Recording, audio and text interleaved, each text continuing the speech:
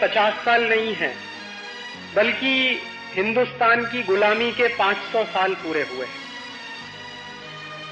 ये कभी कभी आपको आश्चर्य लगेगा कि ये राजीव भाई ऐसा क्यों बोलते हैं, गुलामी के 500 साल। भारत सरकार तो कहती है कि आजादी के 50 साल हो गए।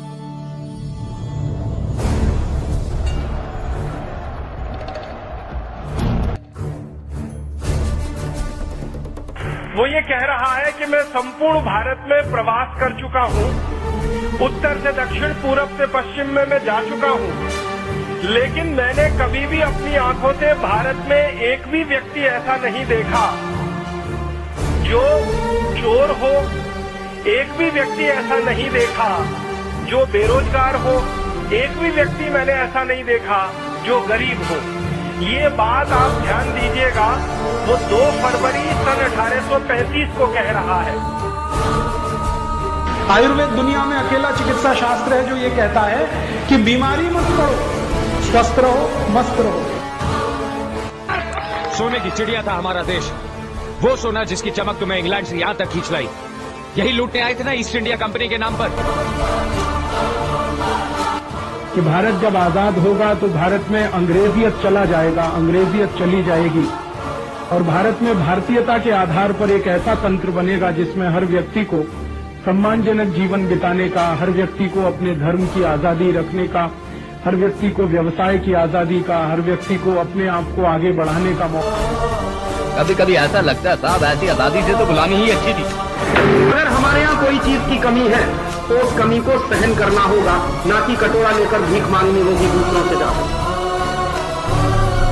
इस व्यवस्था को इस भ्रष्ट हालात तक पहुंचाने में आप जैसे लोगों का भी आज मर जाएंगे लेकिन लड़ेंगे जरूर। भारत हो भारतीयता से युक्त हो, जिसमें इंडिया ना हो और जिसमें अंग्रेजियत ना हो। कांग्रेस का मकसद सिर्फ सत्ता हासिल करना है, चाहे तरीका जो भी हो। उसके बाद देश को क्या चाहिए, क्या करना है, इसके बारे में वो नहीं सोच रही। अगर कांग्रेस के तरीकों से आजादी मिली तो गोरे साहब तो चले जाएंगे, उनकी जगह भूले साहब आके बैठ जाएंगे और हालात वही के वही रहेंगे। अमीर और अमीर हो जाएंगे, गरीब और गरीब। लाखों करोड़ों की ब्लैक मनी रखने वाली मल्टीनेशनल कंपनी से दर दर की ठोकरें खाने वाले किसानों की एक लगातार लड़ाई जारी है।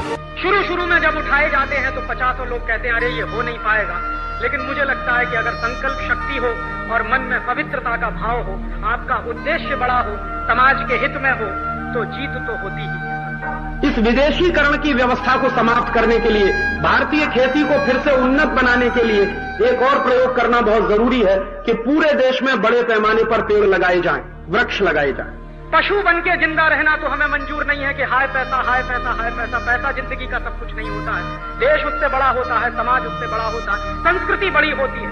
और कभी अगर भगत सिंह हो सकते हैं, चंद्रशेखर हो सकते हैं, तो आज क्यों नहीं भगत सिंह और चंद्रशेखर हो सकते हैं। हमारा मकसद है जालिम विदेशी लुटेरों से हिंदुस्तान की आजादी।